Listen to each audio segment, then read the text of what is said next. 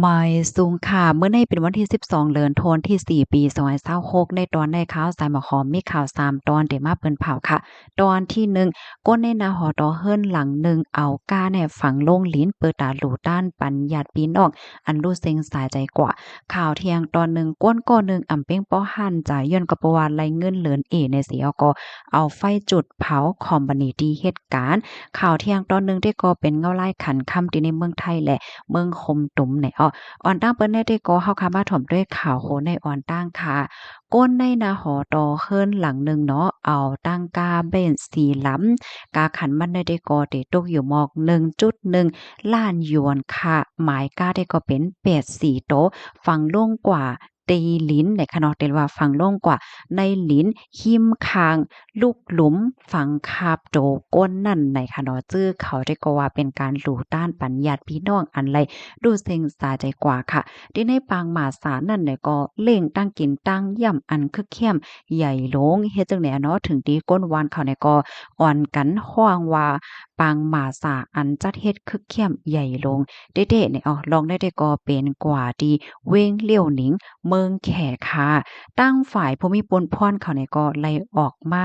เปิ้นเผาค่ะเนาะเมื่อวันที่10ที่ผ่านมานั่นไหว้หลังเสคบทบหัน ข่าวงาวอันในค่ะมันได้มีแค่พางว่าคลิปวิดีโอว่าเปิ้นแพ้เนื้อสื่อตรงก้นว่าสังว่าเฮ็ดจังได๋ค่ะนะ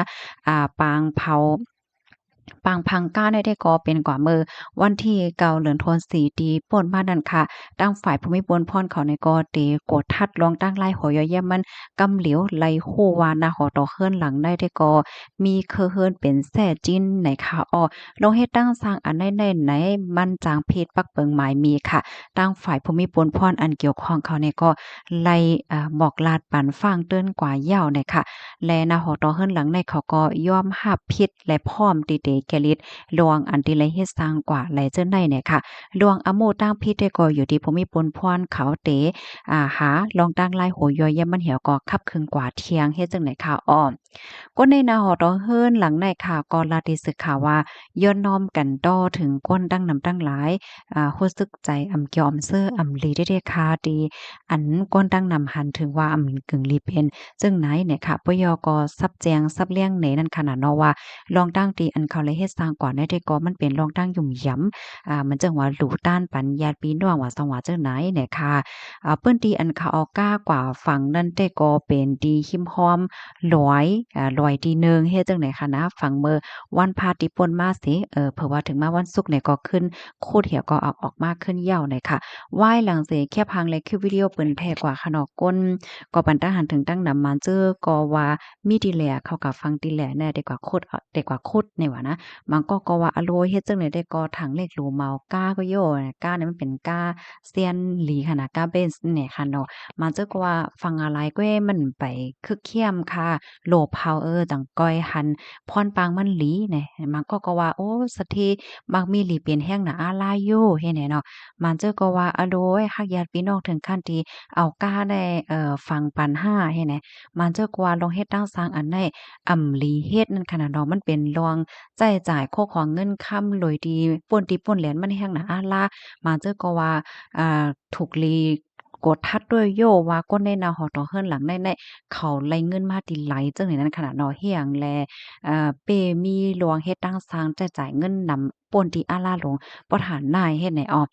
ค่ะพี่น้องค่ะโลหันถึงจึงหึงพองค่ะ ถอมข่าวง่าวโหนในเยาค่ะนะลูกดีข่าวง่าวโหนได้เห็นแล้วกำในเฮาค่ะมาถ่อมด้วยข่าวง่าวเที่ยงตอนหนึ่งค่ะในซ้ำเป็นที่เมืองอเมริกานะคะมีคนก่อหนึ่งกว่าเผาคอมมานีที่ไว้กลกาตั้งขายเมื่อวันที่9เดือนธันวาคมที่4ปี2026ในมีข่าวง่าวออกมาว่าไล่เกิดขึ้นเปิงเป็นไฟไหม้ปอกกำใหญ่ดีคอมมานีโกตองเก็บไว้กลกาตั้งขายค่ะเนาะอธิกาเปิงลงมาได้ก็เป็นเจทิชชูค่ะนะตั้งนำตั้งหลายให้จังได๋ค่ะ ลองได้ก็เป็นกว่าที่ในเวงออนเทริโอเจเมืองแคลิฟอร์เนียเมืองอเมริกาก้นก็อันเผาได้ก็เป็นก้นเหตุการณ์ก็ให้เป็นผู้ใจอายุไล่29ปีจื้อฮ้องว่าชาเมลเนี่ยค่ะ มั่นใจลาดว่าเป้งป้อหันใจดีป้อเล็งนายจางปันเงินเหลินมันเต็มทนนั่นน่ะกำนั้นแลจังไลตัดสินใจเสียก็เข้ากว่าจังไหนแหน่ค่ะอ้อมั่นใจในเป็นก้นเหตุการณ์ตีคอมบานีอันในค่ะเมื่อเลียวก็ถูกย่าติงยอบก้มโตยาวค่ะตั้งฝ่ายภูมิพลพรเขาก็เด็กกดทัดลองตั้งไล่หัวยอยเยี่ยมมันเหี่ยวก็ได้เอาตั้งผิดกว่าว่าไหนค่ะข้อมูลตั้ง2ตอนในคาลิบีมาที่ห้องการข่าววอลฟอรัมออกไว้นะคะลูกดีข่าวง่าโหนได้เห็นแล้วกำไรเฮาค่ะมาถ่อมด้วยขันคำในวันเหมือนในค่ะดอขันค่ำเป็นฮือเป็นหาพ่อโอ้โหขันค่ำเคินค่ะค่ำเตียงเพราะว่าเฮาค่ะมีเสกว่าขาย1วัดในได้ขายละอยู่72,000เฮงเพราะว่ากว่าซื้อซ้ำเตเลยปันอยู่72,000เฮง2ปากค่ำหางเคิงค่ะเพราะว่าเฮาค่ะมีเสกว่าขาย1วัดในได้ขายละอยู่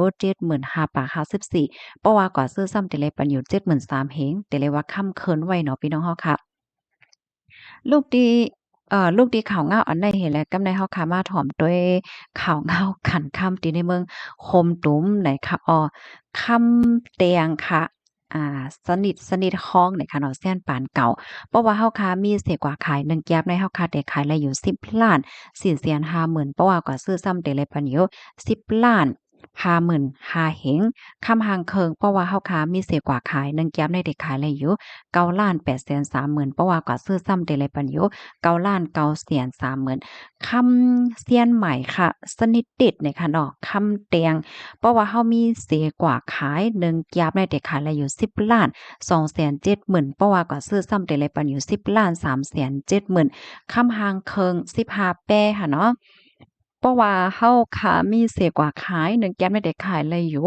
9,660,000เพราะว่ากว่าซื้อซ้ำแต่ละปันอยู่9,760,000เนี่ยค่ะนี่ก็เป็นคันค้ำที่ในเมืองใต้และเมืองคมตุ่มไหนอ้อ เพราะว่าพี่น้องเฮาค่ะกว่าซื้อกว่าขายแต่ก็กักขันมันเดี๋ยวจังมีลองปลายเปิงกันอยู่ค่ะนะก็เพราะว่ามันอยู่ที่เซียนคำพี่น้องค่ะที่ยังให้ไหนอะเนาะเพราะว่าก็ซื้อข้าวเนี่ยมันจะมีหลายเซียนเจียเซียนที่